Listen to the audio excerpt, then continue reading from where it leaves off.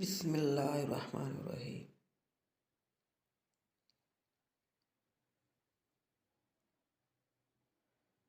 دل کے دروازے کبھی کسی پر مکمل بند نہیں کرنے چاہیے۔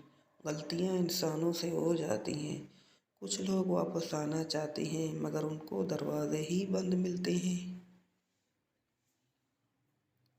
صبر رکھو، ہر چیز آسان ہونے سے پہلے مشکل ہوتی ہے۔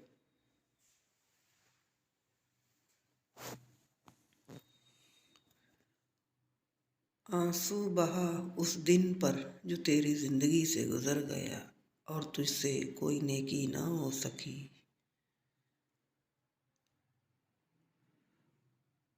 صبر والے کانوں سے سنو، ہمدرد آنکھوں سے دیکھو اور محبت والی زبان سے بولو۔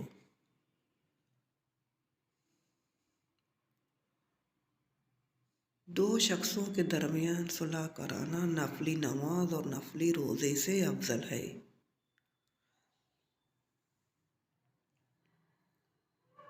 رسول اللہ صلی اللہ علیہ وسلم نے ارشاد فرمایا، اپنے اہل و عیال پر خرچ کرنا صدقہ ہے۔